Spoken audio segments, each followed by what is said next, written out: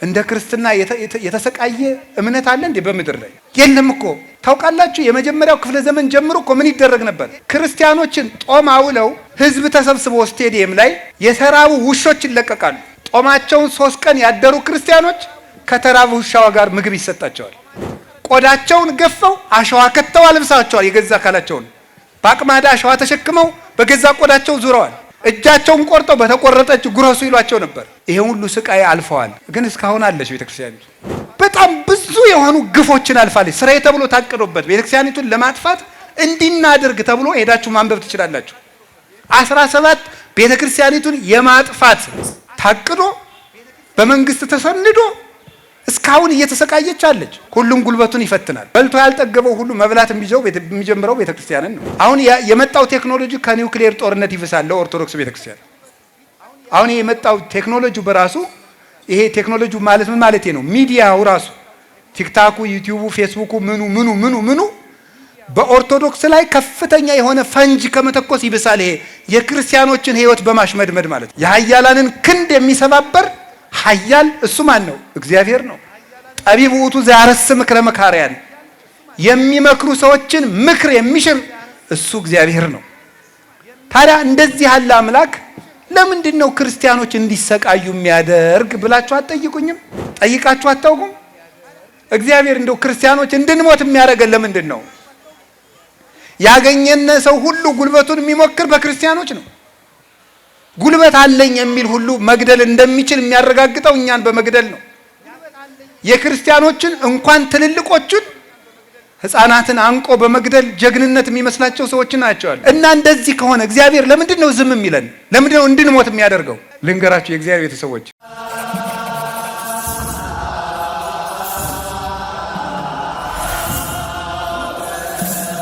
ሰገነ ይሁን በመካከላችን ተገኝቶ እንዲያስተምረን ቅዱስ ፈቃዱ ይሁንልን። ባለን አጭር ጊዜ የምንማማርበት የትምህርታችን ርዕስ እሞሙ ለሰማዕት በሚል ርዕስ ይሆናል። እስኪ የሰማዕታት እናት በሉ። በዚህ ርዕስ እንማማራለን። የሰማዕታት እናት በሚል ርዕስ ቃሉን የምናገኘው ቅዳሴ ማርያም ላይ ነው። አባ ሕርያቆስ የተናገረው ነው። ከቤተ ክርስቲያን ሊቃውንት አንዱ ነው። በእርግጥም ሊቅ ነው። ምስጢረ ሥላሴን አንድ ሊቅ ብለን የምንጠራው የመጀመሪያው የሃይማኖቱ ቅድስና ነው። ቅዱስ ሃይማኖት ያለውና ጠንቅቆ የተማረ ያስተማረ የደረሰ ከሆነ ሊቅ ይባላል። በእርግጥም እንደ አባ ሕርያቆስ ምስጢረ ሥላሴን አብዝቶ የገለጠ ሊቅ የለም በሚያስብል ደረጃ አምስጥሮ አስፍቶ ያስተማረን አባት ነው። ሁለተኛ አንድ ሊቅ ብለን የምንጠራው የሕይወቱ ቅድስና ነው። ሕይወቱ የተመሰከረለት እመቤታችን በተአምር ተገልጻ ሕይወቱን በተግባር የገለጸችለት ወይም ተግባራዊ ክርስትና ከሃይማኖት ጋር የተሰናሰነለት ቅዱስ አባት መሆኑን ቅዳሴ በሚቀድስበት መሃል እመቤታችን አዲስ ምስጢርን በመግለጽ ያረጋገጠችለት እግዚአብሔር በጌትነቱ ብርሃን አይምሮውን አስፍቶ ሕይወቱን የመሰከረለት አባት ነው። ስለዚህ አባ ሕርያቆስ ከተናገረው አንዱ ድንግል ማርያምን ያመሰገነበት ቅዳሴ ነው። እዚያ ውስጥ አንድ ምን የሚቃል አለ? እመቤታችን የሰማዕታት እናት ብሎ ገልጿታል። ድንግል ማርያምን የሰማዕታት እናት ብሏታል። ለመሆኑ ሰማዕትነት ማለት ምን ማለት ነው? አሁን ዛሬ ሁለት በዓል በአንድ ላይ እያከበር ነው። አንደኛው የእመቤታችን የስደቷ መታሰቢያ ጽጌ ነው፣ እሁድ ነው። ሁለተኛው የቅዱስ ጊዮርጊስን ወራዊ መታሰቢያ በዓል እያከበር ነው። ስለዚህ ሰማዕትነት ማለት ምን ማለት ነው? ሰማዕትነት ማለት ሰማዕት ማለት የግዕዝ ቃል ነው። ሰማዕት ማለት ምስክር ማለት ነው። እስኪ ምስክር በሉ። ሰማዕት ማለት ምን ማለት ነው? ምስክር ማለት ነው። አንድ ሰው ሰማዕት ተብሎ ለመጠራት የእግዚአብሔር ምስክር መሆን አለበት። ሰማዕታት ማለት የእግዚአብሔር ምስክሮች ማለት ነው። ሰማዕታት ብሎ ለአንድም ለብዙም ይሆናል። የእግዚአብሔር ምስክሮች ማለት ናቸው። ሰማዕታት ማለት የእግዚአብሔር ምስክሮች። ሰው ስለ እግዚአብሔር በብዙ መንገድ ምስክር ይሆናል። ልብ ብላችሁ ስሙ። በብዙ መንገድ መላእክት የእግዚአብሔር ምስክሮቹ ናቸው። በንጽህና በቅድስና እግዚአብሔርን ይመስሉታል። አቤል ለምሳሌ የእግዚአብሔር ምስክር ነው። ምስክር የሚሆነው አንድ ሰው ለምሳሌ በመስጠት ምስክር የሚሆን ሰው አለ። አንድ ሰው ለጋስ ሆኖ ሲሰጥ የለጋስ ልጅ እንደሆነ የእግዚአብሔር የሰጭ ልጅ እንደሆነ ይመሰክራል። እግዚአብሔር ሰጭ እንደሆነ እሱም ደግሞ ሲሰጥ ይሄ ሰው እኮ ደግ የሆነ ፈጣሪው ደግ ቢሆን ነው። ይሄ ሰው ለጋስ ቢሆን ለጋስ የሆነ ፈጣሪው ለጋስ ቢሆን ነው። ይሄ ሰው ርህሩህ የሆነ እኮ ፈጣሪው ርህሩህ ቢሆን ነው ብሎ ለእግዚአብሔር ምስክር ይሆናል። የሚሰጥ ሰው የሚቀማ ሰው ደግሞ እግዚአብሔርን ቀማኛ ብሎ ያሰድበዋል። ይሄ ሰው ቀማኛ የሆነ እኮ አምላኩ ቀማኛነትን ቢወድ ነው ብሎ ያሰድበዋል። ወበእንቲአክሙ ይጸርፉ አሕዛብ ላይ ለስመ እግዚአብሔር ብሎ እንደተናገረ ሮሜ ምዕራፍ 2 ላይ ቅዱስ ጳውሎስ በእናንተ ምክንያት አሕዛብ የእግዚአብሔርን ስም ይሳደባሉ ይላል። ሰው ሲቀማ አምላካቸው ቅሚያ ይወዳል እንዴ ብለው ሰዎች ፈጣሪያችን እንዲሰድቡት እናደርጋለን። ስንሰጥ ደግሞ እግዚአብሔር ለጋስ ነው እንላለን። እውነት የሚፈርዱ ሰዎች እግዚአብሔር ቅን ዳኛ መሆኑን ይመሰክሩለታል። ለምሳሌ ታውቃላችሁ፣ ዳንኤል ማለት እግዚአብሔር ዳኛ ነው ማለት ነው። አንዲት ሴት በሐሰት ተከሳ የሀገሩ ሰው በሙሉ ተሰብስቦ በድንጋይ ሊወግራት ሲሄድ 3 የሐሰት ምስክሮች ተነስተው እንዲህ ስታደርግ አግኝተናታል ብለው ህዝቡ በሙሉ በድንጋይ ሊወግራት ወደ መወገሪያው ቦታ እጅግሯን አስረው ይዘው ሲሄዱ ዳንኤል ምን አለ? አይ እኔ ከዚች ሴት ደም ንጹህ ነኝ አለ። ለምን ሲባል መጀመሪያ መጠየቅ አለብኝ። ምስክሮቹን 3ቱን አንተ ይቺ ሴት ኃጢአት ስትሰራ ያያት ምን ላይ ነው አለው። አንደኛው ከሾላ ዛፍ ስር አለ፣ አንደኛው ከሌላ ዛፍ ስር አለ። ለያይቶ ጠየቃቸውና የተለያየ ቃል በመናገራቸው እነሆ ሐሰት ተናግሯቸዋልና እግዚአብሔር ይቀስፋቸዋል አለ። እነዚያን የሐሰት ምስክሮች መልአክ መጥቶ ሰነጠቃቸው።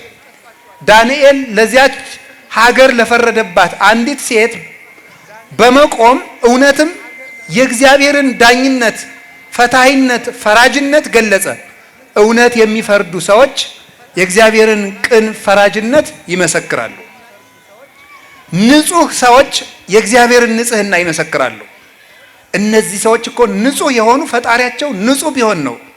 እግዚአብሔር ንጽህና ስለሚወድ ነው። ርህራሄ የሚያደርጉ ሰዎች ይህን ይመሰክራሉ። ቅን ሰዎች እግዚአብሔር ቅን እንደሆነ ይመሰክራሉ።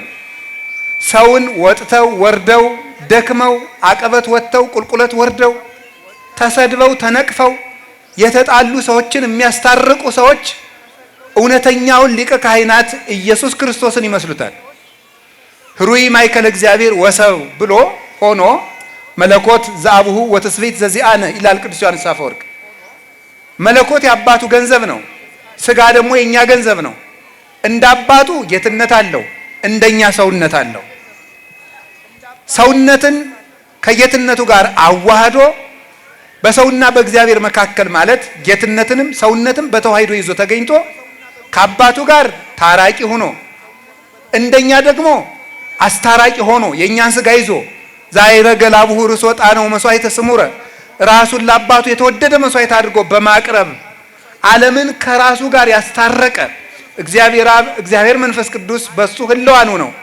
ዓለምን ይታረቁ ነበር። ወተዋለጠ እግዚአብሔር ኩሉ ዓለመ በወልዱ እግዚአብሔር በልጁ በኢየሱስ ክርስቶስ ዓለምን ከራሱ ጋር አስታረቀ እንዳለ ቅዱስ ጳውሎስ ሰውን የሚያስታርቁ ሰዎች ኢየሱስ ክርስቶስን ይመስላሉ። ሰውን የሚያስታርቁ ሰዎች፣ ትሁት ሰዎች ሰው በትህትናው ክርስቶስን ይመስለዋል። የሰው ገመና የሚሸፍኑ ሰዎች ክርስቶስን ይመስላሉ። የክርስቶስ ምስክሮች ናቸው። አንድ በገዳም የሚኖር አንድ መነኩሴ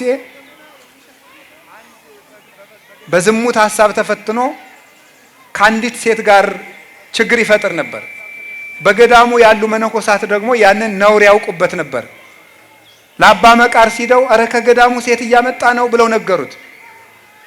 ተው ሂዱ፣ ዝም ብላችሁ የራሳችሁ ኑሩ ብሎ ሰደዳቸው። በሌላ ቀን አሁን አለችልህ ገብታለች ና እንሂድ ብለው ይዘውት ሄዱ። አበምኔቱን አባ መቃርስን ይዘውት ሲሄዱ ያ ሰው ያችን ሴት ቅርጫት ደፋባት። አባ መቃርስ ከዚያ መነኩሴ ቤት ገባና ከቅርጫቱ ላይ ተቀምጦ ሌሎችም መነኮሳት እናንተ ውሸታሞች የታለቻች ሴት አላቸው። እሱ በቅድስና ከቅርጫቱ ስር እንዳለች ያውቅ ነበረ። ከዛ በኋላ እነሱ ወጥተው ከሄዱ በኋላ ልጄ እግዚአብሔር ሳይፈርድብህ አንተ በራስህ ላይ ፍረድ አለው።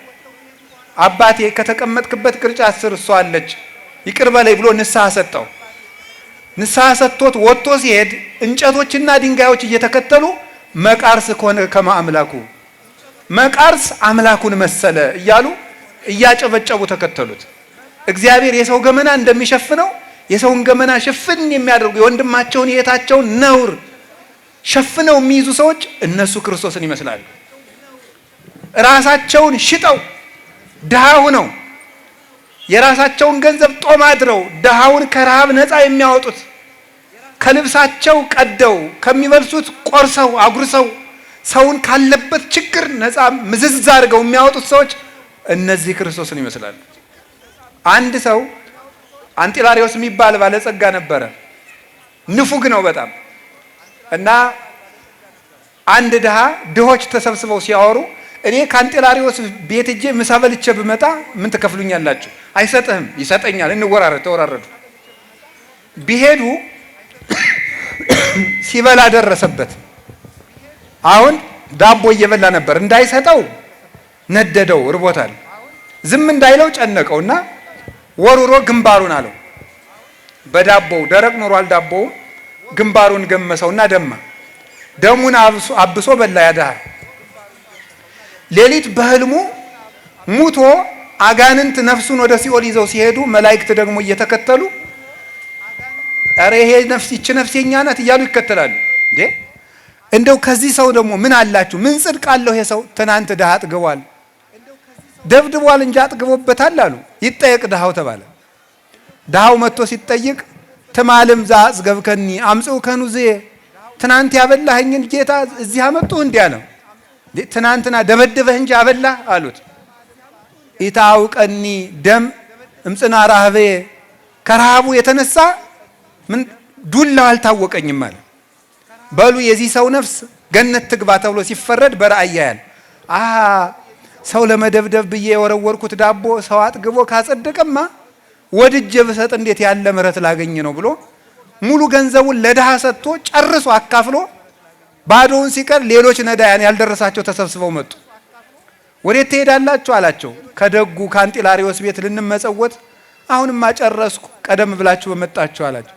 ምን እናድርግ አላቸው። ሽጣችሁ ተካፈሉኝ አላቸው። ሽጣችሁ ተካፈሉኝ አላቸው። ለድሃ ምሕረት የለውም ይላሉ ሊቃውንት። 30 ብር ሸጡትና ተካፈሉት። እንደዚህ አድርጎ በማጥገቡ ይሄ ሰው ማንን መሰለ? ክርስቶስን መሰለ። ጌታ 30 ብር ተሽጦ እኛን የእኛን ረሃብ ስጋውን ቆርሶ ደሙን አፍሶ በመጥገብ እንደዋጀን በማጥገብ ይሄ ሰው ራሱን ሽጦ በማብላት ጌታውን መሰለ። ሰው ክርስቶስን የሚመስለው በዚህ ነው ወገኖች። ትሁት የሆነ ሰው ከኔ ይልቅ ባልንጀራ ይገባል የሚል ራሱን ለሰው ለባልንጀራው ቤዛ አድርጎ የሚሰጥ እኔ ነኝ ያጠፋው የሚል ማን ነው? እዚህ መካከል ጥፋተኛው ሲባል እኔ ነኝ እገሌ አይደለም የሚል ይሄ ሰው ክርስቶስን ይመስላል። ስለዚህ ሰማዕትነት ማለት በስራ ለክርስቶስ መመስከር ማለት። እስኪ በስራ በሉ። ለማን መመስከር ነው? ለክርስቶስ መመስከር ነው። ይሄ አንድ ነው። በስራችን ሰው ይታዘባቸዋል። እዚህ እናንተ በአጠቃላይ አሁን እዚህ የተሰበሰበው ሰማዕተ ክርስቶስ የክርስቶስ ሰማዕታት ነው። መስሪያ ቤት ሄዳችሁ ወረፋ ስትጠብቁ ሰው ይታዘባቸዋል። የክርስቶስ ምስክር መሆን አለባችሁ። አጭበርብራችሁ የሰው ወረፋ ስትወስዱ እናንተ የክርስቶስ ምስክሮች ናችሁ። የሰይጣን የማን ነው የምትሆኑት? የሰይጣን ነው። ሰው ትራንስፖርት በተጣበበበት መቀመጫ ተነስታችሁ ስታስቀምጡ የማን ምስክር ነው የምትሆኑት? የክርስቶስ ምስክር ነው። የትም ቦታ የክርስቶስ ምስክር ሰው መሆን ይችላል፣ ንጹህ በመሆን አንዱ እሱ ነው። ሁለተኛው የክርስቶስ ምስክር መሆን ወይም ሰማዕትነት የሚባለው እውነት በጠፋበት ዓለም ብቻን ከእውነት ጋር መቆም ማለት ነው። እስቲ ብቻን መቆም በሉ። እውነት በጠፋበት ዓለም በሙሉ ተጨልጦ ውሸታም ሲሆን ከእውነት ጋር መቆም ብቻን ማለት ነው። ልክ እንደ ዮሐንስ ወንጌላዊ ማለት ነው። ልክ እንደ ዮሐንስ ወንጌላዊ ብቻን መቆም። 11 ደቀ መዛሙርት ሲበተኑ እሱ ብቻውን ከመስቀሉ ስር ነበረ። ብቻውን ክርስቶስን ጥለው ሲበተኑ። ይሄ ነው ምስክር ማለት፣ ይሄ ነው ሰማዕትነት ማለት። እኔ ምን ላርግ ሰው የሚያደርገውና ያደረግኩ ማለት አይቻልም። ምን ላርግ ቄሱ ሁሉ እየሰረቀ አይደል እንዴ ልትል አትችልም። ብቻህን ቁም ነው። ኖህ ብቻውን ነው የቆመ። ልቡ ለጻድቅ ወኩል ከማንበሳ፣ የጻድቀው ሰው ልቡ እንዳንበሳ የተማመነ ነው። ብቻውን ይቆማል። ንስር ብቻውን በአውሎ ንፋስ መካከል ሰንጥቆ እንደሚበረው ብቻውን በመከራ ሞገድ መሃል የክርስቶስ አምድ ሆኖ የሚቆም ሰው እሱ ምስክር ይባላል፣ ሰማዕት ይባላል። እንደዚህ ያሉት ደግሞ ሲገረፉ፣ ሲሰቃዩ፣ ሲቸገሩ ካሉበት አቋም የማይለወጡ ሞት ሳይሰለቻቸው ሞት እነሱን የሚሰለቻቸው፣ ግርፋት ሳይሰለቻቸው ገራፊዎች መግረፍ እስኪሰለቻቸው ድረስ የሚሰቃዩ ግን እውነትን በሙሉ ልባቸው የሚከተሉ ሰማዕታት ይባላሉ። የእግዚአብሔር ሰዎች ከነዚህ አንዱ ቅዱስ ጊዮርጊስ ነው። አንዱ እንግዲህ የእውነት ምስክር ይገርማቸው። ብቻውን እኮ ነው። ሰው ከአንድ ሰው ጋር ይታገላል። ሰው ከሰባ ንጉሥ ጋር ብቻውን ይታገላል። እስቲ እግዚአብሔር ያሳያችሁ። ሰባ ነገስታትን ብቻውን ነው የታገላቸው። የታገላቸው ደግሞ ሰይፍ ታጥቆ አይደለም፣ ጋሻ ነጥቆ ዘገር ነቅንቆ አይደለም፣ እየሞተ ነው የታገላቸው። እየሞተ ለክርስቶስ ምስክር ነበረ። በርህራሄ ይመሰክር ነበር። ጠንቋይ ፈልገው ምን እናድርግ ይሄን ጊዮርጊስ የሚባል ሰው ጠንቋይ ፈልገው መርዝ በጥብጠው ስራይ ደግሞበት የተለያየ የመርዝ ቅመሞችን በጥብጦ ሊሰጠው ሲል ምን አለመሰላችሁ ቅዱስ ጊዮርጊስ ያንን ጠንቋይ በታምር አሸንፎ ክርስቲያን እንደሚያደርገው ያውቅ ነበር። ልጄ ቶሎ መርዙን አጠጣኝ ባክህ፣ ባንተ ላይ ጸጋ እግዚአብሔርን አያታለሁና አለው። መርዙን አምጥቶ ሰጠው። ሲጠጣው የቅዱስ ጊዮርጊስ ፊት እንደ ፀሐይ አበራ። ያን ጊዜ ያ ጠንቋይ እኔ በጊዮርጊስ አምላክ አምኛለሁ ብሎ ተመለሰ። ይሄ ምንድን ነው? የእውነት ምስክር። አያችሁ፣ ቅዱስ ጊዮርጊስ መርዝ ለሚበጠብጥለት ሰው ይራራለት ነበረ። እኛ ብናውቅ ኑሮ ሰውን እንኳንስ እያወቅን ገምተን ሰው እንገላለን። መርዝ ለሚበጠብጥ ሰው ምሕረት ያደርግለት ነበረ። ቅዱስ ጊዮርጊስ ጽኑ ምስክር፣ ብቻውን የተጋደለ ግራግሩን ከግራ እጁ ጋር ቀኝ እግሩን ከቀኝ እግሩ ጋር ፈልጠው ለብቻ ያደረጉበት ቀን አለ። በመጥረቢያ እንደ እንጨት ለብቻው የፈለጡበት የከተከቱበት ቀን አለ። በመንኮራኩር የፈጩት ጊዜ አለ። ፈልጠው ስጋውን ከትክተው መሬት ቆፍረው ከመሬቱ ስር አድርገው ደልድለው ቤት እስከ መስራት ደርሰው ነበረ። የእውነት ምስክር ነው። ግን በእሳት አቃጥለው አመዱ እንኳን ተሰብስቦ ሰው የመሆን እድል ቢኖረው ብለው ሰግተው አመዱን በትነውት ነበረ። ከወታደሮቹ በኋላ ግን በክርስቶስ ኃይል ተሰብስቦ ተነስቶ እየተከተለ ይመጣ ነበረ።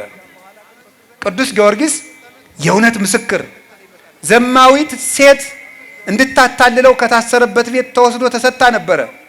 እሷንም መለሳት። ከንግስቲቱ ጋር በአንድ ቤት ዘግተውት ነበር። ንግስቲቱንም መለሳት። ከድሃ ቤት ዘግተውት ነበረ።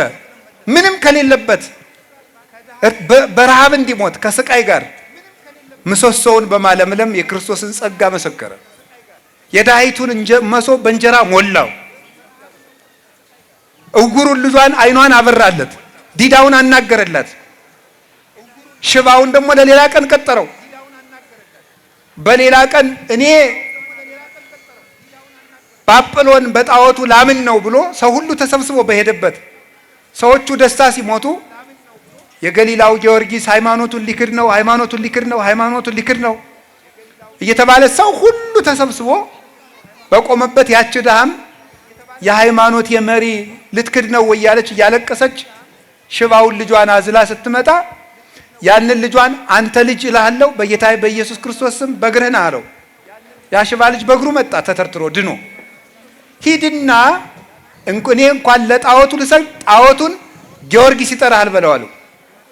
ሄደና ጣዖቱን ጊዮርጊስ ይጠራሃል አለው። አንድ ሕፃን ልጅ እያስከተለ ይዞት መጣ እንደ በግ ግልገል፣ እንኳን ሊሰገድለት ያ ጣዖት ማለት ነው። አንተ ምን ብለህ ነው አንተ ጣዖት ይሄንን ሰው የምታሳስት አለው። እኔ አይደለሁም ሰዎቹ ነው የሚሰግዱልኝ እንዳታጠፋኝ ለምንሃለሁ አለው። አንተም ያደርክበትም እንጨት በጌታ በኢየሱስ ክርስቶስ ስም ወደ እንጦሮጦስ ወረዱ ብሎ ሲያዘው መሬት ተሰንጥቃ ጣዖቱን ዋጠቸው። ያን ጊዜ ነገስታትን ሁሉ ብቻውን ማረካቸው። ሳይዋጋ የማረከ ንጉስ ነበር ቅዱስ ጊዮርጊስ። ይሄ ነው ሰማዕትነት የሚባለው፣ ምስክር የሚባለው እሱ ነው። ለክርስቶስ ሞቶም የሚመሰክር፣ ታሞ የሚመሰክር፣ እየተገረፈ የሚመሰክር፣ እየተፈጨ የሚመሰክር፣ ክንድ ክንድ ሙሉ የተሳለ ብረት ያለው ጫማ አጫምተውት ያ የተሳለ ብረት እስከ ጉልበቱ ድረስ እየሰረሰረ እየመጣው ተጎንብሶ እስከሚሄድ ድረስ እየተሰቃየ የእውነት ምስክር ነበረ። እኛ ዛሬ በሳንቲም ድቃቂ በልብስ ላቂ እውነትን እየሸጥናት ነው። በትንንሽ ነገር እውነት እየተሸጠች ነው። እውነት ጠፍታለች። የእግዚአብሔር ቤተሰቦች መገለጡ ግን አይቀርም። እውነት ቢከመርም እንደ ሳር ክምር ነው። ብዙ የሳር ክምር በአንዲት ቀጭን ክብሪት እንደሚቃጠለው እውነት የተገለጠለት የከመርነው ነገር ሁሉ ትቢያ ሆኖ የሚጠፋ ነው። የትም መቼም ከእውነት ጋር ቁሙ። ቢኖራችሁም ከእውነት ጋር ቁሙ። ብታጡም እውነተኛ ሁኑ። ብትታሰሩም እውነተኛ ሁኑ። ሰላም ቢኖርም እውነተኛ ሁኑ። ዘመን እንደው ማለፉ አይቀርም። መሞታችንም አይቀርም። እንሞታለን። ሞቱ የለውጥ ጉዳይ ነው። አንዱ ታሞ ይሞታል፣ አንዱ ተገርፎ ይሞታል። የሞት ለውጥ ነው እንጂ ሁላችንም እንሞታለን። መሞት ላይቀር ግን ከእውነት ጋር እንሞት። በውሸት ብንኖርም የምንሞት ግን የእውነት ነው። መጨረሻ ላይ በእውነት ነው የምንሞተው። ከእውነት ፊት እንቆማለን። ክርስቶስ እውነት ነው። ሰውን በልብስ እናታልለዋለን፣ ሰውን በቃል እንሸነግለዋለን። እግዚአብሔር ግን እስከ ልብ ድረስ መርምሮ ይፈርዳል። ወቀራንብትሁኒ ያሐትቶ ለጓለ እመሕያው። ቀራንብትሁኒ ያሐትቶ ለኩሉ ጓለ እመሕያው ማለት የእግዚአብሔር ሁለንተናው ፍርድ ነው ማለት ነው። ሰው አይኑ ይፈርዳል፣ ጆሮ ላይ ፈርድ ይችላል። አይኑ ጆሮ ቢፈርድ እጁ አይፈርድም። የእግዚአብሔር ግን ሁለንታ አካሉ ዳኛ ነው ማለት ነው። ቀራንብትሁኒ ያለው ሁለንታ አካሉ እግዚአብሔር ዳኛ ነው። ሰው በዚህ ያየ በኋላው የሆነ ነገር ብትሉ አያያችሁም። እግዚአብሔር ግን ኋላ፣ ጀርባ፣ ፊት፣ ቀኝ፣ ግራ የለውም። ሁለንተናው አይን ነው። ሁለንተናው ዕውቀት ነው። ሁለንተናው አይምሮ ነው። ከሰው የሸሸግነው ነገር ሁሉ በእግዚአብሔር የተገለጠ ነው። ስለዚህ ሰማዕታት አንድ ነገር የምነግራችሁ የመጨረሻ ሰማዕት የሚባለው ብቻውን ከእውነት ጋር የቆመና ሃይማኖት በጠፋ ጊዜ የእግዚአብሔር ምስክር ከእግዚአብሔር በቀር አምላክ የለም። በጦር ብትወጉኝ፣ በሰይፍ ብትቆራርጡኝ፣ ለአንበሳ ብትጥሉኝ፣ ገደል ብትወረውሩኝ፣ ባህር ውስጥ ብታሰጥሙኝ፣ እንደወደዳችሁ ጸዋትወ መከራ እየለዋወጣችሁ ብታደርጉብኝ ከእግዚአብሔር በቀር እውነት የለም ብሎ የሚናገር ሰው ነው ሰማዕት የሚባለው። እንዲህ ብሎ የሚቆም ብቻውን። አንበሳ የተራበ አንበሳ ፈተው ሲለቁበት እንደ ቅዱስ አግናጢዮስ፣ እንደውም ምእመናን ተሰብስበው ቅዱስ አግናጢዮስን ለተራቡ አንበሶች ሊጠሉት ሲሉ ምእመናን ተሰብስበው መምህራችን ጥቂት ተደብቀ ቆይ እባክህ እንድታስተምረን አሉት። ምን አላቸው? ተውኝ እባካችሁ፣ ወደ ጌታዬ ከመሄድበት መንገድ ላይ አትቁሙብኝ አላቸው። ወደ ሞቱን እኮ ነው እንደዛ የሚለው። እንዲያውም አለ የአንበሶቹ ጥርስ ወፍጮ ይሁንና ተፈጭቼ እንደ ንጹህ ስንዴ ለጌታዬ ለኢየሱስ ክርስቶስ መስዋዕት ሆነዋለሁ አለ። የአንበሶቹ ጥርስ ወፍጮ ይሁኖ ይፍጨኝ አለ። እንዲህ የሚሉ ናቸው ሰማዕታት የሚባሉት ማለት ነው። ደስ እያላቸው ቅዱስ ጊዮርጊስ የሞቱን ደብዳቤ ይዞ ሲሄድ ሰርግ እንደተጠራ ሰው ደስ እያለው ነው የሚሄድ። ደስ እያለው ሊሞት ሲሄድ ማለት ነው። እነዚህ ሰማዕታት ይባላሉ። ለምንድን ነው? አንድ ነገር ልንገራችሁ፣ ማስተላለፍም የፈለግኩት እሱ ነው። እግዚአብሔር ሁሉን ሲችል ኃይል የሱ፣ ገናንነት የሱ፣ ጉልበት የሱ ነው። እግዚአብሔር መሳሪያ ሳይመዝ ዓለምን ጭጭ የሚያደርግበት የዝምታ ኃይል አለው። የፋርስ ንጉሥ ሶሪያን ለመዋጋት በመጣ ጊዜ ቅዱስ ኤፍሬም ክርስቲያኖችን ለማዳን የሶሪያው ንጉሥ የፋርሱ ንጉሥ፣ ፋርስ ማለት የዛሬዋ ኢራን ማለት ናት፣ ሲጨንቀው እሱ ሶሪያ ተቀምጦ ክርስቲያኖችን ሊጨፈጭፋቸው ነው ብሎ አስቦ ምን አደረገ መሰላችሁ? የማይመለስ ሆነ። የያዘው ወታደር ብዙ ነው። ምን አደረገ ቅዱስ ኤፍሬም? እግዚአብሔር ሆይ አንድ ነገር አደርግ ብሎ ጸለየ። ትንኝ መጥቶ በጣም ብዙ ትንኝ የወታደሮችን ፈረሶች በሙሉ እየነደፈች ወታደሩ በእጅ በግር ብለው ፋርስ ድረስ ሸኟቸው። እግዚአብሔር በበቅሎ ይመጣል ስትለው በምን ይመጣል? በትንኝ ይመጣል።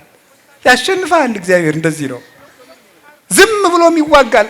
እግዚአብሔር እኮ በምድር ላይ ካሉ ገናና ነገስታት የመጨረሻው ኃያል የነበረውን ፈርዖንን እግዚአብሔር በቅማል እንደተዋጋው አታውቁም?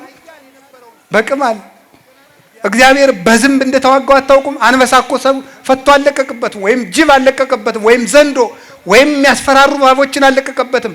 ዝንብ ብቻ ነው የላከበት። ጓጉንቸር ብቻ ነው የላከበት። ተሳቦ ብቻ፣ ቀንዳውጣ ብቻ ነው የላከበት። ረፍት ግን ነሳው። እጅ እግሩን ሳይታሰር ራምኛለሁ ውጡልኝ ከግብፅ እንዲል አደረገው። እግዚአብሔር ከፈለገ በቅማልም በቁንጫም ይዋጋል። እግዚአብሔር ጉልበት አይቸግረውም። ተባ ውእቱ ዘያደቅቅ መዝራዕተ ኃያላን፣ የኃያላንን ክንድ የሚሰባበር ኃያል እሱ ማን ነው? እግዚአብሔር ነው። ጠቢብ ውእቱ ዘያረስ ምክረ መካርያን፣ የሚመክሩ ሰዎችን ምክር የሚሽር እሱ እግዚአብሔር ነው። ታዲያ እንደዚህ ያለ አምላክ ለምንድን ነው ክርስቲያኖች እንዲሰቃዩ የሚያደርግ ብላችሁ አትጠይቁኝም? ጠይቃችሁ አታውቁም? እግዚአብሔር እንደው ክርስቲያኖች እንድንሞት የሚያደርገን ለምንድን ነው? ያገኘነ ሰው ሁሉ ጉልበቱን የሚሞክር በክርስቲያኖች ነው። ጉልበት አለኝ የሚል ሁሉ መግደል እንደሚችል የሚያረጋግጠው እኛን በመግደል ነው። የክርስቲያኖችን እንኳን ትልልቆቹን ሕፃናትን አንቆ በመግደል ጀግንነት የሚመስላቸው ሰዎች ናቸው ያሉት። የ2 ዓመት ሕፃን ሰምታችኋል? ሰሞኑን የታነቀ የ2 ዓመት ሕፃን ይታነቃል? ትልቅስ ቢሆን ይታነቃል? ነውር አይደለም እንዴ? እና እንደዚህ ከሆነ እግዚአብሔር ለምንድን ነው ዝም የሚለን? ለምንድን ነው እንድንሞት የሚያደርገው? ልንገራችሁ የእግዚአብሔር ቤተሰቦች፣ አልሆንለት ብሎ ነው? ለኛ ስለማያዝንልን ነው? ባያዝንስ ቢያንስ ለ2 ዓመቱ ሕፃን አያዝንም? እኛስ መቼም በደለኞች ነን። ለምንድን ነው እግዚአብሔር ዝም የሚለን? ታውቃላችሁ? ሰማዕትነት የመንግስተ ሰማያት መግቢያ በር ስለሆነ ነው። እስኪ በሉ ሰማዕትነት በሉ። የመንግስተ ሰማያት ምንድን ነው? መግቢያ በር ነው። ስለዚህ ክርስቲያኖች የክርስቶስ ልጆች በመሆናቸው ሲገደሉ እግዚአብሔር ዝም የሚለው ከዚህ ከዳተኛ ዓለም ወደ እውነተኛው ዓለም ሊወስዳቸው ስለፈለገ ነው። ወደ ቅፉ ሊሰበስባቸው ስለፈለገ ነው። ለዚህ ነበር አንድ የቤተ ክርስቲያን ሊቅ ሁለተኛው ክፍለ ዘመን ላይ የነበረ እናንተ ግረፉን፣ እናንተ አሰቃዩን፣ እናንተ ደብድቡን፣ መከራውን በጨመራችሁብን መጠን ከእግዚአብሔር አክሊል ይጨመርልናል ያለ ለዚህ ነበረ። ክርስቲያኖች በተገፋን ቁጥር ለዚህ ነው የክርስቲያኖችን ደም ጨክኑና አብዝታችሁ እንደ ጎርፍ አፍስሱት ይፍሰስ፣ እነሆ ያ ደም ዘር ሆኖ ሌላ ክርስቲያን አብዝቶ ያበቅላል። የቅዱስ ጊዮርጊስ ደም ዘር ነበረ። ብቻውን ሲገርፉት ሙቶ ሲነሳ ተመልጥ ምን ያለ እያበራ ቦግ ሲል ፊቱ፣ የዚያን ጊዜ የንጉሱ ሰራዊት በሙሉ እኛም በዚህ ሰው አምላክ አምነናል ይላሉ። የሰማዕታት ደም ዘር ነው፣ አፍስሱትና ሌላ ክርስቲያን ያበቅላል ያለ ለዚህ ነበረ። የመንግስተ ሰማያት መግቢያ በር ነው። ታውቃላችሁ? የግብፅ ኦርቶዶክስ ተዋሕዶ ቤተክርስቲያን የዘመን ለመለወጫ የምታደርገው ዓመተ ሰማዕታትን ነው። አዲስ ዓመቷን የምትጀምረው ሰማዕታት ብዙ ክርስቲያኖች የተገደሉበትን ዓመት ነው። ለምን ሲባል የዘመን መለወጫው ዕለት የአዲስ ዓመት መግቢያ እንደሆነ ሁሉ ሰማዕትነት የመንግስተ ሰማያት መግቢያ በር ነው። ግብፅ ውስጥ ያለ ክርስቲያን እያንዳንዱ ክርስቲያን በክርስቶስ ስም ለመሞት እየተዘጋጀ ነው የሚኖረው። በአፄ ካሌብ ጊዜ ናግራን ወይም የዛሬዋ የመን ውስጥ አንድ አይሁዳዊ ንጉስ ክርስቲያኖችን እየጨፈጨፈ ይገላቸው ነበረ። እናቲቱን ልጁ ፈርቶ እኔ አላምንም እንዲል እግዚአብሔር ያሳያችሁ። የ5 ዓመቱን ሕፃን አይኑ እያየ እናቱን እሳት ውስጥ ከተቱበት። ያንን ሕፃን ንጉሱ ቀረበና ምን አለው መሰላችሁ? የኔ ልጅ ጎሽ እንደ እናትህ እሳት እንዳይበላ ክርስቶስን ክጀዋለሁ በል፣ ላንተ ጥሩ ጥሩ ልብስ አስፋልሃለሁ ገዛልሃለሁ አለው። ምን አደረገ ታውቃላችሁ? እንዳልታውቃላችሁ እባክህን አንተ ሰው ከእናቴ ጋር ወደ ክርስቶስ ሊሄድበት ልቀቀኝ አለው። የስንት ዓመት ልጅ ነው? የ5 ዓመት ልጅ ነው። እምቢ ብሎ ቢጨብጠው እጁን ነክሶት፣ የልጅ ጉልበቱ ምንድነው? ጥርሱ ነው። የንጉሱን እጁን ነክሶ ሮጦ ሄዶ እናቱ የገባችበት እሳት ገባ። እንዲህ አድርገው ነው የታገሉት። ሰማዕትነትን ክርስቶስ ዝም የሚለው ክርስቲያኖች ሲታረዱ እንደ በግ ሕፃናት ሲቀሉ ያለ እድሜያቸው ዝም የሚለው ለምንድን ነው? የመንግስት ሰማያት መግቢያ በር ነው፣ ሰርግ ነው። ለቤተ ክርስቲያን የልጆቿ ሞት ሰርጓ ነው። አትሸነፍም። እርግጠኛ ሆኜ ነው የምነግራችሁ። እንዲያውም ቤተ ክርስቲያንን እየጨረሳት ያለ የልጆቿ ኃጢአት ነው። እየጨረሰን ያለ የኛ መበላላት ነው እንጂ የሌሎቹ ሰይፍስ ክርስቲያንን አይጨርሰው። የሚጨርሰን የኛ ነውር ነው የሚጨርሰን። ነውራችን ግን ይጨርሰናል። እግዚአብሔር በቃ ብሎን ንስሐ ከገባን ግን እርግጠኛ ሆኜ ነው የምነግራችሁ ክርስቲያን ሞቶ አያልቅም። ክርስቲያን የሚያልቀው በኃጢአት ብቻ ነው። ሁለተኛስ ሰማዕትነትን ክርስቶስ ለምንድን ነው ዝም የሚለው? የሰይጣን ጉልበት ባዶ እንደሆነ ለማሳየት ነው። እስኪ በሉ ተናገሩ። የሰይጣን ጉልበት ምን እንደሆነ ለማሳየት ነው። ባዶ እንደሆነ ለማሳየት ክርስቶስ ዝም ይላል። እግዚአብሔር ያሳያችሁ። ቅድም እኮ የቅዱስ ጊዮርጊስን ሕይወት ነግሬያችኋለሁ ስለምታውቁት ነው እንጂ 70 ነገስታት ብያችኋለሁ። እሱ ግን ስንት ነው? አጃቢ አለው፣ ወታደር አለው፣ ሰራዊት አለው። ስንት ነው? ብቻውን ያሸነፋቸው። ሰይጣን ምንም አቅም ቢጠቀም ቤተ ክርስቲያንን ማሸነፍ እንደማይችል ለማሳየት ክርስቶስ ልጆቿ እንዲሞቱ የሚያደርገው ለዚህ ነው። እነሱ አክሊል ይቀበሉበታል፣ ሰይጣን ደግሞ አቅመቢስ መሆኑን ያሳያሉ። እንደ ክርስትና የተሰቃየ እምነት አለ እንዴ በምድር ላይ? የለም እኮ። ታውቃላችሁ የመጀመሪያው ክፍለ ዘመን ጀምሮ እኮ ምን ይደረግ ነበር? ክርስቲያኖችን ጦም አውለው ህዝብ ተሰብስቦ ስቴዲየም ላይ የተራቡ ውሾች ይለቀቃሉ። ጦማቸውን 3 ቀን ያደሩ ክርስቲያኖች ከተራቡ ውሻዋ ጋር ምግብ ይሰጣቸዋል። ምግብ ተሰጥቷቸው እንበላለን ብለው እጃቸውን ሲሰዱ ትንሽ ነው ምግቡ የሚደረገው፣ ውሻው እጃቸውን ይነክሳቸዋል። ሲነክሳቸው ይሳቅባቸዋል። አስረው እኮ ነው አስጎንብሰው አስረው እነሱን እየተረገጡ ወደ አልጋ ይወጣሉ። አይገፍ ክርስቲያን የሆነ ሁሉ በመስሪያ ቤት እንዳይቀጠር ይደረግ ነበረ።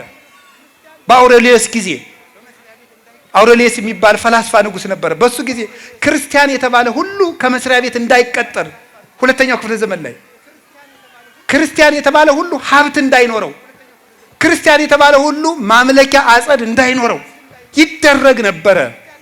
ያ ሁሉ ተደረገ።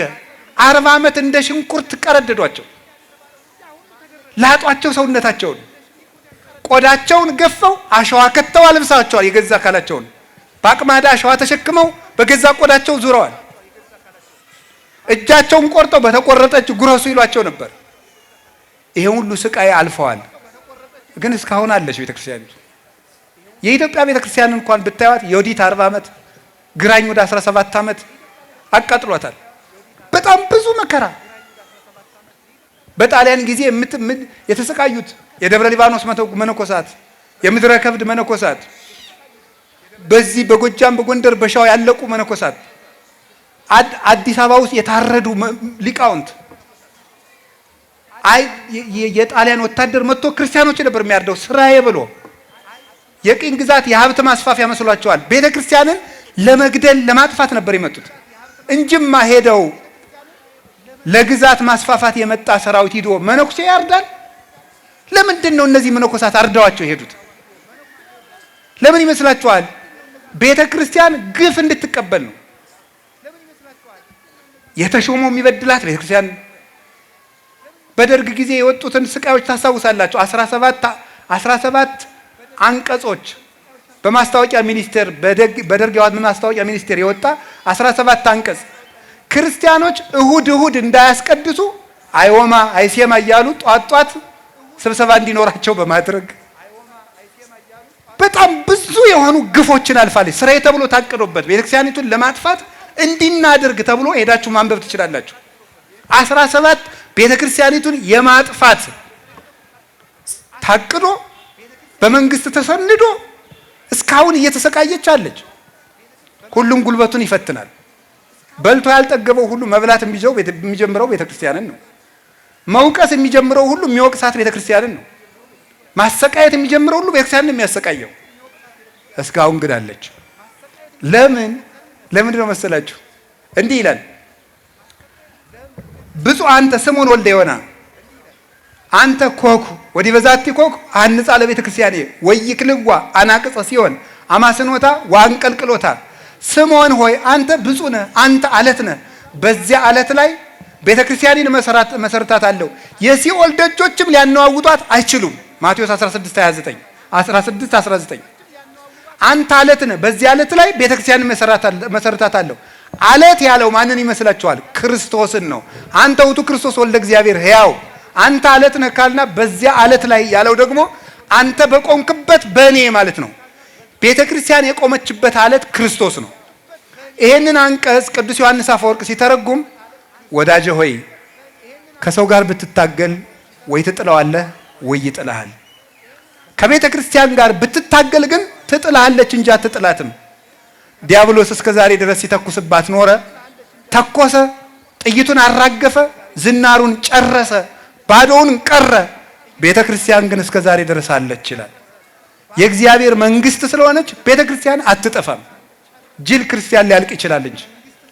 ስለዚህ ዲያብሎስ ሁሉንም ጉልበቱን ቢጠቀም ሀብትንም ንብረትንም ዝሙትንም ቢጠቀም አሁን የመጣው ቴክኖሎጂ ከኒውክሌር ጦርነት ይብሳል ለኦርቶዶክስ ቤተክርስቲያን። አሁን የመጣው ቴክኖሎጂ በራሱ ይሄ ቴክኖሎጂ ማለት ምን ማለት ነው? ሚዲያው ራሱ ቲክታኩ፣ ዩቲዩቡ፣ ፌስቡኩ ምኑ በኦርቶዶክስ ላይ ከፍተኛ የሆነ ፈንጅ ከመተኮስ ይብሳል። ይሄ የክርስቲያኖችን ህይወት በማሽመድመድ ማለት ነው። ዲያብሎስ አንድ እየተዋጋን ያለ በዚህ ነው።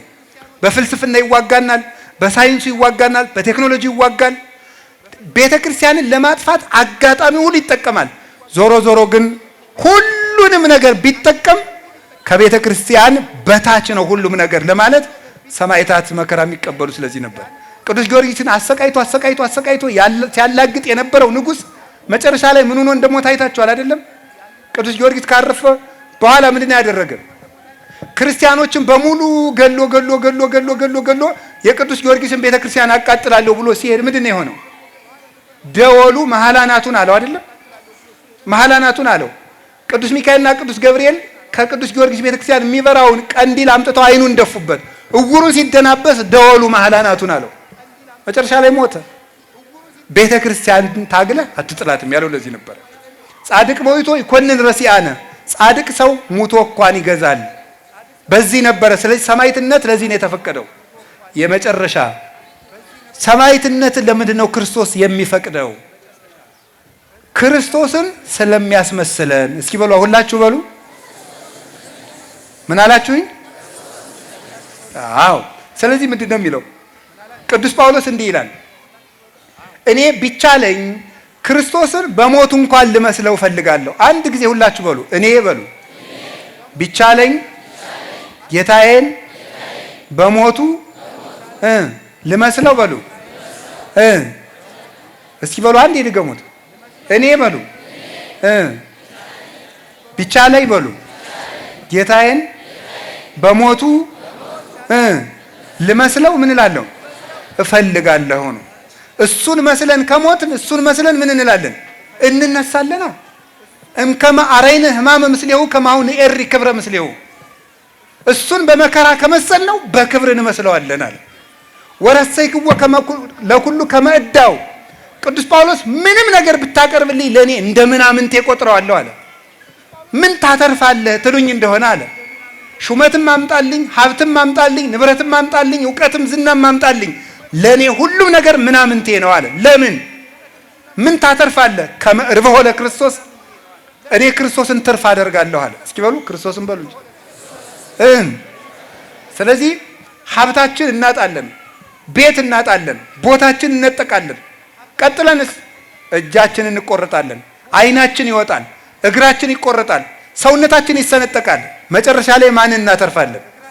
ክርስቶስን። እዩትማ ቅድም እንደነገርኳችሁ እኮ ነው። ቅዱስ ጊዮርጊስን በመንኮራኩር ፈጭተው አቃጠሉና አመዱን ዘሩት። ጊዮርጊስ የሚባል አተረፍን። እስቲ አቃጠሉ፣ ተፈጨ፣ ተዘራ። አሁን እጁ ቀርቷል፣ አይኑ ቀርቷል፣ ጆሮ ቀርቷል፣ ልቡ ቀርቷል።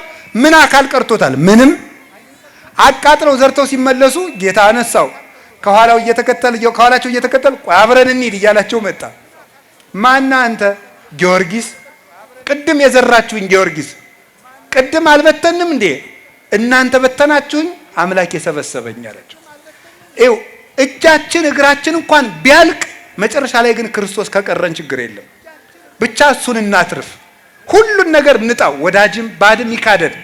መድኃኔዓለም ካለ ሁሉ ይመጣል። አያችሁ፣ ቅዱስ ጊዮርጊስ ብቻውን ነበር የለፋ። ክርስቶስን ስላተረፈ ግን ይሄ ሁሉ ማንን ብሎ ተሰበሰበ? እስቲ ይሁት ጊዮርጊስን በሉ እንጂ ብቻውን ለፋ። አሁን ግን ስንት ሰው ተሰብስቧል? በመላ ጊዮርጊስ ቤተክርስቲያን ባለበት ሁሉ እልፍ። አያችሁ፣ ሰማዕትነት ብቻን ሙቶ እልፍ ዘመድ የሚያበጁበት ነው ማለት ነው። ሰራዊተ መላእክት ይዘምሩለታል። ሥላሴ ዓለምን እንደያዙ በክብር ይቀበሉታል። ይሄንን ለማትረፍ ነው። ከክርስቶስ ጋር መሞት እንዴት መልካም ነው! በዓለም ላይ ተመችቶ ከመኖር ከክርስቶስ ጋር መታሰር እንኳን ይሻላል። እንዲህ ይላል ቅዱስ ጳውሎስ። አሁን እናንተ በሞቴ እንዲው የሆነ ጊዜ ታስራችሁ ብትፈቱ ደብዳቤ ብትጽፉ ለውድ ወንድሜ ለአቶ ገሌ ከእስረኛው ከገሌ ብላችሁ ትጽፋላችሁ? ከተፈታችሁ በኋላ ከእስረኛው ከገሌ የተጻፈ ደብዳቤ ትላላችሁ? እንዲያውም ታስረ ነበር ቢላችሁ የሆነ ሰው አዎ ነው የምትሉት አይደለም? አትፈልጉትም። ያን የወሬ ቢወራ ማለት እንደዚያ ነው የሚባለው። እስረኛው እኔ ይባላል አይባልም። ቅዱስ ጳውሎስ ግን ሲጽፍ እንዳለ ታውቃላችሁ? ጳውሎስ ሙቁሁ ለእግዚእነ ኢየሱስ ክርስቶስ፣ የክርስቶስ እስረኛ ጳውሎስ ይላል። ደብዳቤ ሲጽፍ መልእክት ሲጽፍ እስረኛው ጳውሎስ ይላል። እና ቅዱስ ዮሐንስ አፈወርቅ ይሄ ሰው እንዴት ነው በሰንሰለቱ የሚመካ ይላል። ምክንያቱም አለ በዓለም ላይ ካሉ የክብር ዘውዶች ይልቅ ለክርስቶስ ሲሉ የታሰሩበት ሰንሰለት ከዘውድ ይበልጣል ይላል። ለክርስቶስ ሲሉ የታሰሩበት ሰንሰለት ዛሬ ታውቃላችሁ። የቅዱስ ጊዮርጊስ መቃብር ልዳ ጊዮርጊስ አለ። ሊዩድ ልዳ፣ በእኛ ልዳ እንለዋለን በተለምዶ ሊዩድ ወይም ሉድ ትባላለች። እሷ ከእስራኤል ወደ ሶሪያ ድንበር ናት። እኔም እግዚአብሔር ፈቅዶልኝ 3 ጊዜ ያህል መቃብሩን አይቻለሁ ሄጄና ዛሬ እሱ የታሰረበትን ሰንሰለት ክርስቲያኖች እየሄዱ ባንገታቸው ያስሩታል። ጊዮርጊስ ወይ አንተ ለክርስቶስ ሲል የታሰርክበት ሰንሰለት ነው፣ እኔ ደግሞ የኃጢአት ሰንሰለት ተበጥሶ እንዳንተ በክርስቶስ የፍቅር ሰንሰለት ለመታሰር አብቃኝ እያሉ ክርስቲያኖች ሁሉ ባንገታቸው ያስራሉ። አንዳንዱ ፎቶ ይነሳበታል። እኔም ተነስቻለሁ ወጉ ይድረሰ ብዬ። ግን መጀመሪያ ግን ፎቶ ልነሳ አይደለም ያደረኩት፣ ሄጄ ነበር ለማለት ነው እንጂ መጀመሪያ ቅዱስ ጊዮርጊስ እርዳይ ብዬ ሰው ጎብኝቶ እስከሚጨርስ አንገቴ ላይ አድርጌ ኦፍጡነ ረድኤት ነው የደገምኩኝ። መጨረሻ ላይ ግን ደግሞ እንደ ሰው ፎቶ ተነስቻለሁ። አያችሁ፣ ያ ሰንሰለት ዛሬ የነዚያ ሰዎች ዘውዳቸው የለ፣ ታዲያስ ዙፋናቸው የለ፣ የወርቅ ካባቸው የለ፣ የወርቅ ዘንጋቸው የለ፣ ምናቸው የለ። የጊዮርጊስ ግን ሰንሰለቱ እንኳን ሰው እየሰገደለት አለ። ለምን? ያ ሰንሰለት ለክርስቶስ ብሎ የታሰረበት ሰንሰለት ስለሆነ በዓለም ላይ ከመሾም ይልቅ ለክርስቶስ እጅና እግር ጥፍግን ተደርጎ የታሰረበት ሰንሰለት እንኳን በክብር ይቀመጣል። ዛሬ ያ ሰንሰለት ይገርማችኋል፣ እውር ያበራል። ያ ሰንሰለት ሆድ ቁርጠት ይፈውሳል፣ መካኖችን ያስወልዳል፣ ታምራት ያደርጋል። ያ ሰንሰለት ለምን? ዝም ብሎ ገመድ አይደለማ፣ የክርስቶስን ስም የተሸከመ ሰንሰለት ነው። ክርስቶስን ስም ተሸክሞ የታሰሩበት ሰንሰለት ክብር ነው። ለእግዚአብሔር ብላችሁ የተዋረዱት ውርደት የዘላለም ክብር ያመጣላችኋል። ይሄን ስለሆነ ነው ጌታችን ኢየሱስ ክርስቶስ ከሞቱ ሊያሳትፈን፣ ሞቱን ሊያቀምሰን፣ እኔን መስላችሁ ሙታችሁ እንደኔ ክብር ይኑራችሁ ለማለት ሲፈልግ ጥቂት አሳንሶ ብዙ ሊያከብረን ስለፈለገ እስመ እግዚአብሔር ሎቱ ስብሐት በእንተ ብዝኃ ጸጋሁ ያበዋ ለነፍስቶ ኩሉ ጻዕረ ምንዳቤ። በልብ መታሰቡ በቃል መነገሩ ስሙ ከፍ ከፍ ይበልና እግዚአብሔር ብዙ ጸጋ ለመስጠት ብሎ የጻድቃንን ሰውነት ወደ ብዙ ጸዋታው መከራ ያስገባታል። ያለማር ይስሐቅ ለዚህ ነበረ።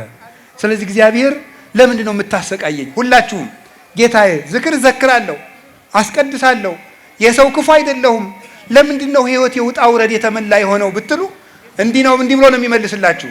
ልጄ ከመከራዬ ላሳትፍ ብዬ ነው። ልጄ ከመከራዬ እንድትሳተፊ ነው። መስቀሌን እንድትሳተፉ እኮ ነው። ዓርብ አብራችሁኝ ዋሉና እሁድ እኮ እንደኔ ብርሃን ለብሳችሁ እንድትነሱ ብዬ ነው ብሎ ነው የሚመልስልን። ለዚያ ነው እንጂ እግዚአብሔር ልጆቹን አይጠላም። ክርስቲያኖች ስንታረድ ደስ ብሎት እንዳይመስላችሁ። ግን አያችሁ፣ ይኸውላችሁ አባት እኮ ልጁን ምን ያስተምረዋል ታውቃላችሁ? ድሮ የከተማ ልጅ አላውቅም። እኛ ግን ገጠር ስናድግ አባቶቻችን ይተኙና እግራቸውን ወደ ላይ ሰቅለው ከእግራቸው ጋር እያታገሉ ትግል ያስለምዱላል። ሰው እንድንደባደብ ብለው አይደለም፣ አውሬ ቢገጥመን ታግለን እንድንጥል ብለው ነው። አውሬ ቢገጥመን በገጠር እኮ ነብር ታግሎ የሚጥል ሰው አለ። እንደው ዛሬ ከተማ እንኳን ከተማውን ተውት፣ እንደው አይ እንኳን ነምር ድመትም ብትመጣ አይ እናንተን ተውት ዝም ብላችሁ እንደው። ምክንያቱም እናንተ እኮ ጠላት ሳይመጣባችሁ ሱሪያችሁን ቀድማችሁ አውልቃችኋል። እናንተ ምን የለም እናንተ ዝቅ አድርገህ ስትታጠቅ ነው ነገሩ የቀረ። ስለዚህ እንደዚያ ነው። ልንገራችሁ ሊቃውንት ያሉትን ነው። ለምንድን ነው ክርስቶስ ክርስቲያኖችን እንዳቅማቸው ጥቂት ጥቂት መከራ እንዲገጥማቸው የሚያደርግ ሲባል ዲያብሎስን የማሸነፍ ተጋድሎ እያለማመዳቸው ነው። ትግል ሰይጣንን ሲንቀው እኮ ነው። ሰይጣን ሆይ ልብ በል እንኳን እኔ የኔ ልጆች እንኳን ያስጨንቀዋል ለማለት እኮ ነው። ጊዮርጊስ ሲጠራበት ይጨነቃል ሰይጣን። የኔን ልጆች እንኳን አንዱን አትችለውም። እንኳን መላእክትን ጨምሬበት እንኳን ሌሎችን ጨምሬ አንዱን ሰው ብቻውን ሰይጣን አትችለውም። ሰይጣን እንደሆነ አንድ ሰው ጊዮርጊስን እንኳን አልቻለም ብቻውን፣ ስንት ሰው ሰብስቦ። ይሄንን ለማስለመድ ነው ጌታ ብዙ መከራ እንዲደርስብን ያደረገን። በዚህ ሁሉ መከራ የረዳቻቸው ማናት? እመቤታችን። ስለዚህ እናት አለ። እስኪ የሰማዕታት እናት በሉ። እዚህ ላይ 2 ነጥብ ብቻ ልጨምርና ትምህርት ልጨርስ። እስኪ ድገሙ፣ የሰማዕታት እናት በሉ። ድገሙ፣ የሰማዕታት እናት። የመጀመሪያው ለምንድን ነው እመቤታችን የሰማዕታት እናት የምንላት? ድንግል ማርያም መጀመሪያ የሰማዕታት ክብራቸው ማን ነው? ኢየሱስ አክሊሎሙ ለሰማዕት የሚባል ጌታ የሰማዕታት ክብራቸው ማን ነው? ክርስቶስ ነው። ስለዚህ የሰማዕታት እናት የምትባለው ለምንድን ነው? የሰማዕታት ክብር የሆነ ጌታን የወለደችላቸው ማን ስለሆነች ነው? እመቤታችን ናት። እሷ ባትወልደው ኑሮ በማን ስም ያሸንፋሉ? ክርስቶስ እኮ ያለ ቃል አይደለም። እይደለወኒ ይስምዮ ለቃለ እግዚአብሔር ክርስቶስ ዘእንበለ ትስብእት ወኢለ ትስብእት ዘእንበለ ቃል። ቃል ብቻውን ክርስቶስ አይባልም። ስጋ ብቻውን ክርስቶስ አይባልም። ክርስቶስ የሚል ስም የመጣ እኮ ቃል ከድንግል ማርያም ስጋን ስለተዋሃደ ነው። ይሄን ስም ተሸክመው ነበረ ሰይፉን ያሸነፉት። ይሄን ስም ተሸክመው ነው እሳት ገብተው የወጡት። ይሄን ስም ተሸክመው ነው ከአንበሳ ጉሮሮ ገብተው የወጡት። ይሄ ስም ደግሞ የመጣ ከድንግል ማርያም ስጋን ለብሶ ነው። ስለዚህ ድንግል ማርያም ወላዲት ሃይማኖት ናት። እምናምነውን አምላክ ነው የወለደችልን። ከዚህ የተነሳ ሰማዕታት ተጋድለው የሚያሸንፉበት ኃይል ተስፋ ትንሣኤያቸውን የወለደችላቸው እመቤታችን ነው። ሰያሚሆሙ ለካህናት ተስፋ መነኮሳት አክሊሎሙ ለሰማዕት። የሰማዕታት አክሊል የመነኮሳት ተስፋ የካህናት ሰያሚያቸው አክባሪያቸው ሿሚያቸው ክርስቶስ ከሷ ስለተወለደ ነው። ሰያሚሆሙ ለካህናት ቄሱ ቢቀድስ ሊቃነ ጳጳሳት ደራርበው ቢባርኩ ክርስቶስ ከድንግል ማርያም ስለተወለደ ነው። ካህናት ካባ ላንቃ ለብሰው የሚባርኩት የሚያምርባቸው፣ ዲያቆናቱ እንደ ሱራፊ መልአክ ለብሰው የሚፋጠኑት ክርስቶስ ስለተወለደላቸው ነው። መነኮሳት በገዳም ለክብር የሚበቁት ክርስቶስ ስለተወለደላቸው ነው። እነ ጊዮርጊስ እነ መርቆሪዎስ እነ ቅዱስ ጊዮርጊስ እነ ቅዱስ መርቆሪዎስ እነ ቅዱስ መርምናም እነ ቅዱስ ፊቅጦር እነ ቅዱስ ፋሲለደስ ከዲያብሎስ ጋር ግብ ግብ ገጥመው በሚያልፍ ስጋ በሚፈርስ ስጋ የማይጠፋውን ሰይጣን ያሸነፉት ክርስቶስ ከድንግል ማርያም ስለተወለደ ነው። ከዚህ የተነሳ እሞሙ ለሰማዕት። ሁለተኛስ ሰማዕትነትን ጀምራ የሰጠች እናት። የሰማዕትነት ጀማሪ የሐዲስ ኪዳን የመጀመሪያይቱ ሰማዕት ማን ናት? ድንግል ማርያም። በንጽህናዋ የእግዚአብሔር ምስክር የሆነች ድንግልም እናትም ሁና የተዋህዶ ምስክር የሆነች ያለ አባት ወልዳ ለአብ ምስክር የሆነችው ረቂቅ በሆነ አኗኗሯ ለመንፈስ ቅዱስ ምስክር የሆነች መጨረሻስ ምን ያደረገች ናት? እመቤታችን በስደት ሰማዕትነትን የጀመረችው እሷ ናት። ይሄው አሁን የተሰደደችበትን ወቅት ነው አሁን ጽጌ ብለን የምናከብረው። እግዚአብሔር ያሳያችሁ፣ ክርስቶስ ያመልክታችሁ። እኔ እንደ ድንግል ማርያም ያለ ሃይማኖተኛ ሰው በምድር ላይ ሰምቼ አላውቅም። እናንተም አልሰማችሁ እርግጠኛ ነኝ ነው ሰምታችኋል። የመጀመሪያይቱ ክርስቲያን የመጀመሪያይቱ ደቀ መዝሙርት እኮ ናት። የመጀመሪያይቱ ምእመን የመጀመሪያይቱ ሐዋርያዊት እመቤታችን ናት። የመጀመሪያይቱ ሰው ሊውጠው የማይችለውን ከባድ ነገር ከሰው አስቀድማ መጀመሪያ ያመነችው እመቤታችን ጉራ አምላክን ትወልጃለሽ። ኧረ በፍጹም ምንድነው የምታወጉት ነው የሚባለው እኮ። ይሄም አይደረግ ነገር ነው። አምላክን ሰው አይወልደውም ሳትል ኧረ እኔ ወንድ ሳላውቅ እንዴት ይሆናል ይሄ ነገር? ለእግዚአብሔር የሚሳነው ነገር የለም ብሏታል። አዎ ለእግዚአብሔርስ የሚሳነው ነገር የለም እሺ አለች። እንዴ እዚያ በፊት እኮ አምላክን ሰው ወልዶት አያውቅም፣ አይታ አታውቅም፣ ሰምታ አታውቅም። ዘካርያስ እኮ አብርሃም ካረጀ በኋላ ወልዷል የሚለውን ስብከት እያወቀ አንተ ተወልዳለህ ሲለው ማመን አቅቶታል። ድንግል ማርያም ግን ተደርጎ የማያውቅን ነገር ለመጀመሪያ ጊዜ ያመነች የእምነት መሰረት ናት እመቤታችን። እንኳን ሃይማኖት ልትጋርድ ሃይማኖትን የተገለጠባት ናት። ልብ በሉ። ከዚያስ በኋላ ደግሞ የምትወልጂው ልጅ ለዘላለም መንግስቱ የማያልፍ ነው ተባለች። እሺ ስሙ ኢየሱስ ነው ዓለምን ያድናል ተባለች። እሺ ወልዳ ስጨርስ ደግሞ ሕፃኑ ይሞታል ይዘሽው ሽሺ። የማይሆን ነገር ነው። ምንድን ነው የምትሉት? የምትወልጂው ልጅ ምንድን ነው ተብላለች? መንግስቱ ለዘላለም ነው። የምወልደው ልጅ ለመንግስቱ ለዘላለም ከሆነ ዮሴፍን እንዴት ሊፈራ ይችላል ብላ እምነቷ እንዴት አልተነካባትም? አይገርማችሁም? የእኔ ልጅ ኢየሱስ ነው። ኢየሱስ ማለት መድኃኒት ነው። ዓለምን የሚያድን ከሆነ የአንድ ሰፈር ንጉሥ ፈርቶ እንዴት ይሰደዳል? ይሄ ነገር ፈርቶ የሚሰደድ ከሆነ እንዴት አምላክ ብዬ ልቀበለው እችላለሁ አላለችም። ለሰው ቤዛነት እንደሚሰደድ ስለምታውቀው እሺ። የ15 ዓመት ልጅ ናት።